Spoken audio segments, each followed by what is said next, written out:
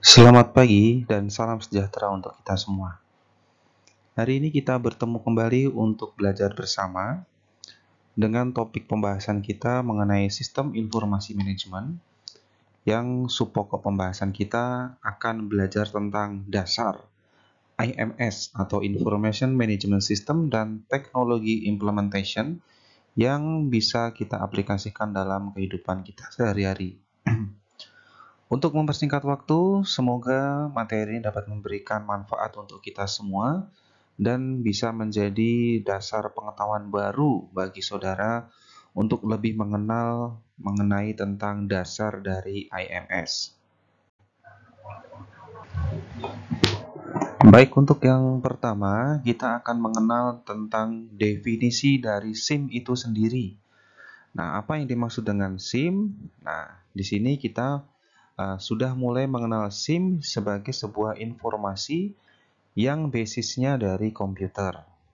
Nah, jadi kalau kemarin sistem informasi itu kita masih berupa tentang informasi yang dideliver langsung kepada usernya. Nah, kalau untuk saat ini di sekeliling kita bahwa SIM itu sudah menggunakan basis komputer. Nah, informasi ini akan disajikan dalam sebuah laporan. Nah, atau mungkin sebuah simulasi. Nah, kalau SIM yang implikasinya itu sesuai dengan kita sebagai mahasiswa, yaitu adalah di hari akhir kita belajar atau belajar semester itu, outputnya adalah berupa KHS atau kartu hasil studi. Nah, di situ akan memuat seluruh informasi tentang mata kuliah yang saudara ambil. Nah, dan akan dicerminkan dalam sebuah nilai. Nah, itu adalah contoh ya dari sebuah SIM ya yang outputnya menjadi sebagai bahan keputusan saudara mengenai apa yang sudah saudara lakukan selama satu semester ini, apakah bisa dikatakan gagal atau berhasil. Kemudian modelnya bagaimana untuk menghasilkan sebuah laporan. Nah, untuk sebuah model dari SIM ini biasanya menggunakan database. Nah, database ini adalah sebuah sistem turunan ya, yang memang dia dibuat secara khusus untuk memuat seluruh data. Nah, data apa yang disimpan? Nah, data apa yang diproses? Nah, kalau kita melihat sebuah minimarket, kira-kira data yang mereka proses itu apa? Yang mereka input dan mereka save dalam filenya itu berisi tentang data yang ada di dalam gudangnya. Isinya apa? Isinya ya stok-stok barang, misalkan sampo atau misalkan bahan makanan atau snack. Nah, kemudian dari database ini akan dihasilkan laporan secara periodik oleh modelnya. Untuk apa mereka melaporkan data ini secara periodik? Yaitu untuk membuat simulasi tentang apa yang terjadi dalam operasional perusahaan itu dalam kurun waktu tertentu. Misalkan dalam kurun waktu 1 minggu, dia akan mencerminkan proses keluar masuknya barang yang ada di gudang itu. Misalkan ada beberapa barang yang dia tidak pernah keluar. Nah, berarti kan kita bisa menyimpulkan nih bahwa misalkan barang yang nggak pernah keluar atau nggak laku itu adalah tentang alat tulis. Nah, mungkin kita bisa menstop untuk tidak merestock atau mungkin kita melakukan sebuah promo cuci gudang. Untuk apa? Untuk biar barang itu cepat laku.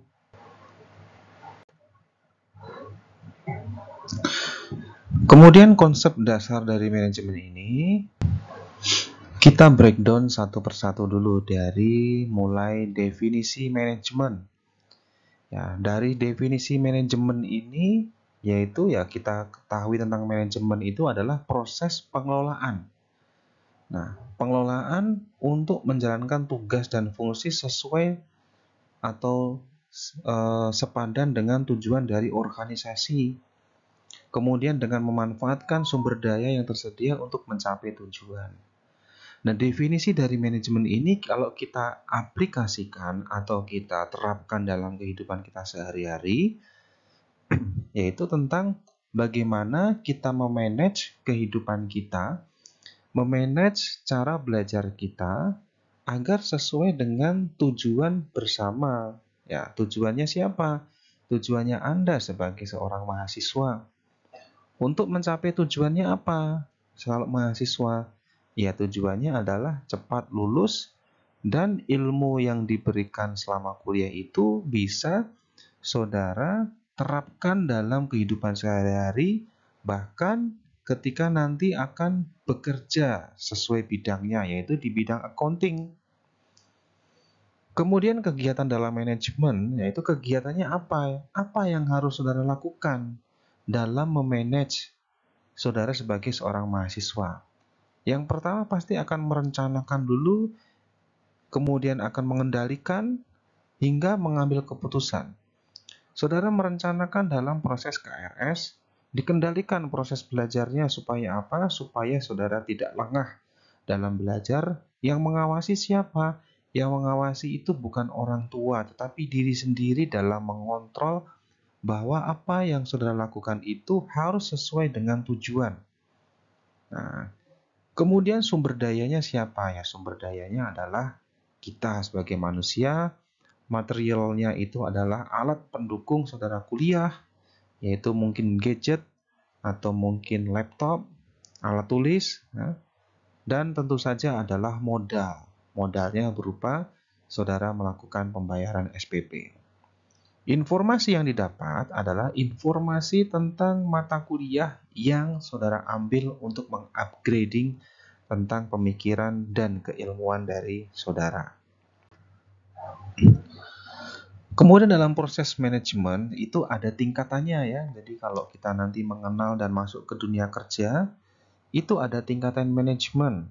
Ya, yang pertama kita lihat dari low hingga ke top manajemen.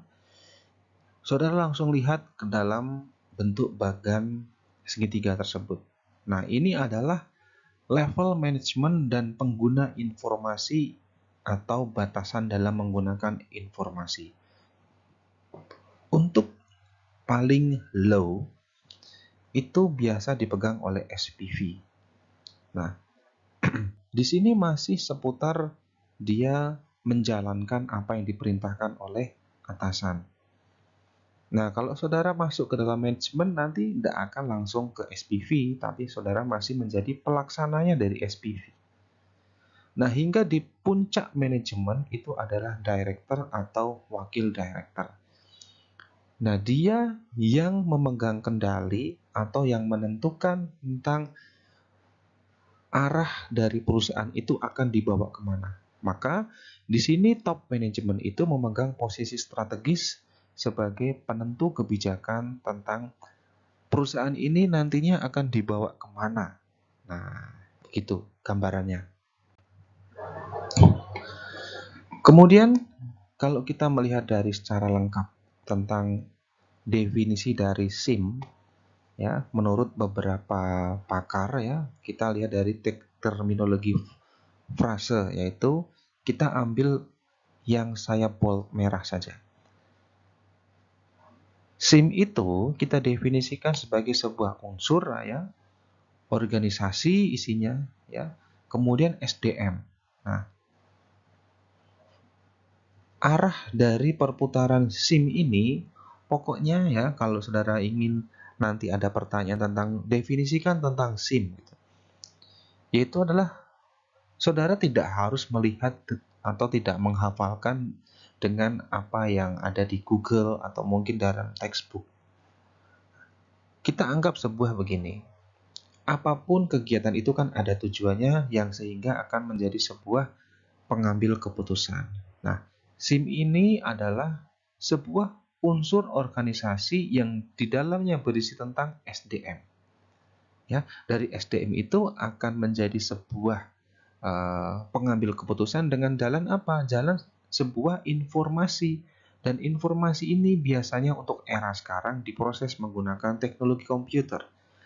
Dan hasil akhir dari sebuah pemrosesan informasi ini akan menjadi sebuah pengambil keputusan. Nah, sesuai dengan yang disampaikan oleh James Altucher tahun 92. Nah, intinya itu semua harus mencapai tujuan dan diorganisasikan. Artinya itu ya di create sedemikian rupa dari sebuah informasi orang dan TI. Tujuannya itu ya satu, harus mencapai goals yang sudah ditetapkan di awal. Begitu juga dengan definisi Bodnar hingga Turban, semuanya itu menyatakan hal yang sama intinya, yaitu mentransformasikan informasi ke dalam perangkat lunak atau komputer untuk mencapai sebuah tujuan yang spesifik. Kemudian apa sih sebenarnya fungsi dari SIM ini? Apa fungsi kita mempelajari tentang SIMs dalam satu organisasi? Nah, kita ambil yang paling awal, yang paling gampang. Intinya dengan adanya SIM ini tentu saja mempermudah pihak manajemen untuk melakukan pengawasan intinya.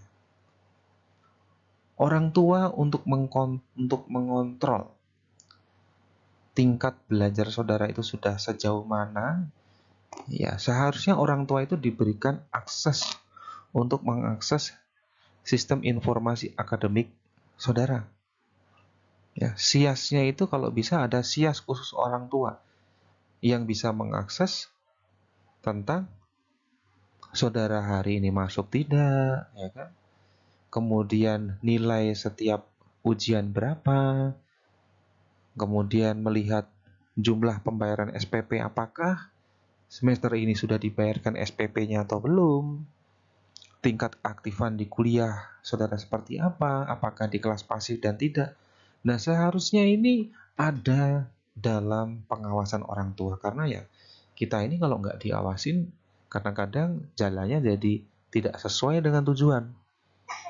Nah, mungkin ke depan orang tua akan diberikan kode SIAS yang diberikan akses untuk mempermudah pengawasan putra-putrinya ya. Oke, kita lanjutkan ke slide berikutnya. Nah, contoh SIM yang ada di sekitar kita ini ya, yang sudah ada dan nantinya akan saudara temui di perusahaan adalah ERP.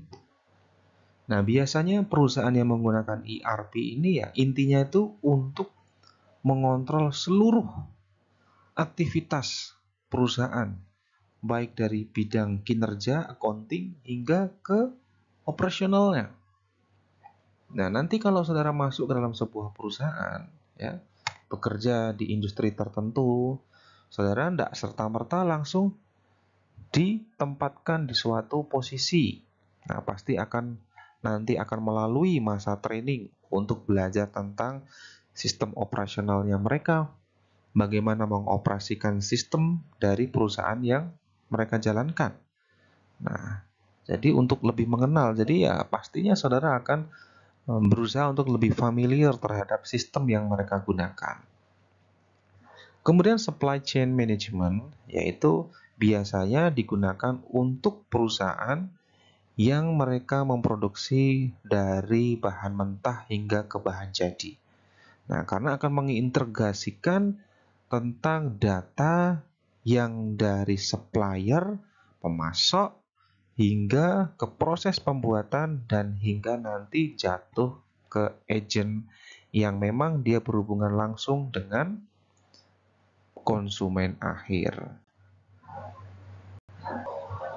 Oke, ini bisa saudara baca, tapi yang lebih familiar itu yang di poin 1 dan 2 tadi, yang rata-rata itu ada di beberapa perusahaan. Nah, untuk yang nomor 8 ini ya, untuk beberapa perusahaan startup, mereka sudah menggunakan export system dan artificial intelligence untuk semua sistem yang mereka gunakan. Nah, jadi tidak harus menggunakan komputer untuk melakukan kendali antara top manajemen kepada karyawan. Jadi, sistemnya mulai diinjek ke dalam Android atau ponsel karyawan. Jadi, aktivitas pekerjaan itu saat ini untuk program artificial intelligence tidak harus menggunakan kantor. Jadi mereka punya virtual office ya. Jadi bisa bekerja dari mana saja. Dan untuk melakukan interaksi saat ini juga sudah tidak harus traditional meeting. Artinya tidak harus bertemu tatap muka langsung ya. Untuk saat ini, untuk melakukan rapat dan pengambilan keputusan semua sudah menggunakan media online atau dengan alat sistem bantuan AI ini. Nah, jadi ya kita mau tidak mau harus bisa mengupgrade tentang perkembangan teknologi ya. Jadi ya biar kita nanti ketika masuk ke sebuah perusahaan sudah tidak menjadi hal yang asing lagi untuk mengenal sebuah sistem yang memang saat ini menjadi alat bantu kita untuk mencapai sebuah tujuan. Yang ini kita skip saja. Nah, jadi sistem informasi manajemen itu kalau secara lanjut ya, artinya ya kita ini bagaimana memproses sebuah informasi menjadi sebuah keputusan. Nah, di antara proses pengambilan informasi untuk menjadi sebuah keputusan tentunya ada operasional. Nah, sebenarnya titik yang kita fokuskan di sini adalah bagaimana mengoperasikan ini. Karena ya begini misalkan, ketika kita akan berangkat kuliah ya, pukul 8 pagi, nah biasanya ini godaannya lebih berat dibandingkan dengan kuliah yang siang. Karena mungkin tantangan terberat dari saudara adalah bangun pagi dan mandi pagi mungkin ya. Jadi ya doa pagi saudara ketika bangun pagi pasti semoga kuliah hari ini kosong atau diganti dengan online. Ya, biar apa? Biar tidak perlu melakukan ritual pagi seperti mandi pagi dan bersiap menembus kemacetan untuk sampai ke sekolah. Nah, jadi titik berat dari SIM ini adalah bagaimana proses informasi ini berjalan sesuai dengan rencana. Tentunya di bagian operasionalnya ini harus ada kontrolnya. Nah, ini seperti yang di awal tadi ya, bagaimana fungsi pengawasan. Nah, karena kalau nggak ada pengawasan, kita ini kadang-kadang belok tidak sesuai dengan tujuannya. Nah, untuk saat ini kita sudah masuk ke era Industri Revolution 4.0, tapi ya saat ini kan today kita sudah mau masuk ke 5.0. Nah, apa itu 5.0? Nah, nanti kita akan membahas bersama tentang 5.0 saat ini mereka fokus ke bidang apa. Kalau saat ini kan kita masih di industri 4.0 tentang networks itu sudah sangat biasa sekali ya. Tentang jaringan. Nah, ini artinya kan kita mengenal tentang teknologi Wi-Fi. Di mana-mana sekarang sudah menggunakan Wi-Fi. Jadi today tentang industri 4.0 ini sudah menjadi hal yang tidak asing lagi. Nah, jadi kalau saudara melihat gambar-gambar ini ya, saudara merasa ini sebuah hal yang biasa, artinya memang saat ini kita masuk ke era industri 4.0 ya. Jadi ini perkembangan dari 4.0 saat ini semua ini bisa dijalankan dengan teknologi AI. Nah, lalu kita nanti akan menghadapi tentang 5.0. Apa itu yang ada di dalam 5.0? Nah, kita akan menghadapi society 5.0, artinya tentang teknologi sosial. Nah, saat ini kita akan mengintegrasikan, maka saudara bisa lihat gambar sebuah taksi ya, yang ke depan itu tidak menggunakan supir ya nanti taksinya, tetapi sudah dikontrol dengan sistem kendali jarak jauh. Nah, apakah ini sudah ada Pak? Sudah. Di Jakarta sudah ada taksi, bahkan taksinya bisa melayang di udara ya. Nah, itu dikembangkan oleh Prestige Motors. Nah, itu yang dikembangkan oleh Rudy Salim. Nah, jadi teknologi taksi terbang ya, jadi tanpa pilot, jadi bisa sampai ke tujuan tanpa ada pilotnya. Nah, lalu bagaimana mengembangkan teknologi versus society? Nah, tentunya menjadi tantangan antara society dan teknologi ini, karena ya memang di antara kita ini Rata-rata itu bukan tidak bisa, tetapi menolak untuk mempelajari dengan teknologi karena sudah terlanjur nyaman dengan apa yang kita jalankan saat ini. Misalkan kuliahnya sudah terlanjur nyaman dengan datang ke kampus. Jadi kalau kuliah tidak ada tatap muka itu rasanya kok ada yang kurang dari sebuah kuliah itu. Nah, jadi ketika ada teknologi hadir untuk menerapkan teknologi kuliah secara virtual, nah, rata-rata di antara kita ini ada sisi penolakan.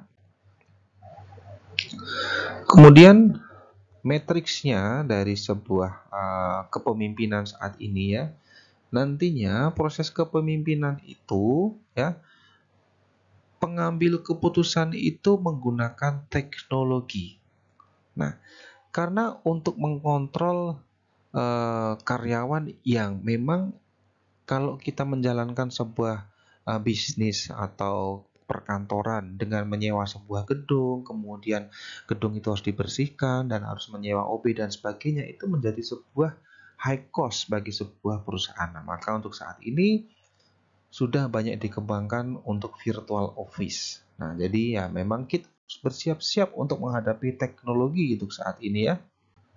Nah, lalu how to improve ya, bagaimana mengimprove ya kita menjadi mahasiswa yang berkualitas. Nah, kita lihat yang di gambar kuning aja lah, yang itu kalau yang selain itu kan saudara bisa pelajari. Tapi yang di culture to value ini yang harus saudara tekankan.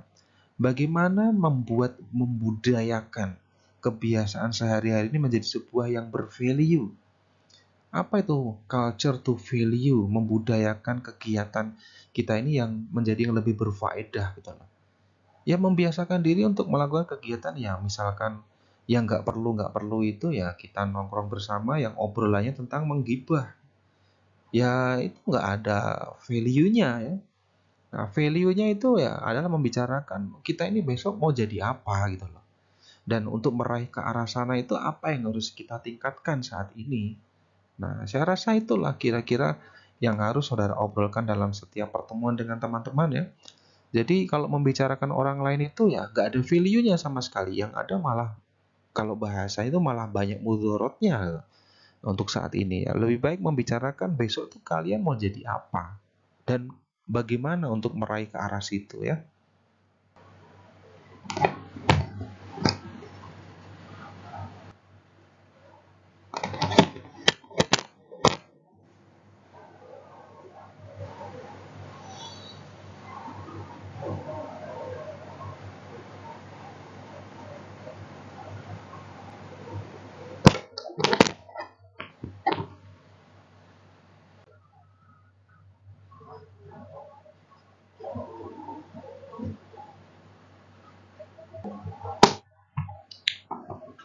Oke ya, jadi dari semua poin tadi ya, bagaimana kita menjadi sebuah pribadi yang bagus ya. Nah, ini adalah untuk seorang mahasiswa ya, ini yang menjadi pengawas saudara untuk mendapatkan hasil atau nantinya kan saudara kepengen mempunyai gaji yang tinggi ya. Nah, kontrolnya ada di dosen. Bagaimana dosen itu bisa mendeliverkan ilmu dan bisa mengantarkan kalian itu menjadi ya seseorang yang memang besok tuh harus menjadi orang yang bervalue. Nah, ini memang tugas kami untuk mengantarkan saudara ke sebuah tujuan, yaitu adalah mendapatkan gaji yang tinggi. Oke, saya rasa mungkin itu yang dapat saya sampaikan tentang materi hari ini. Semoga bermanfaat dan bisa menjadi bahan ilmu baru bagi saudara. Terima kasih atas kesediaan saudara untuk melihat video ini dari awal hingga akhir. Sampai ketemu di materi berikutnya. Terima kasih. Saya tutup. Wassalamualaikum warahmatullahi wabarakatuh.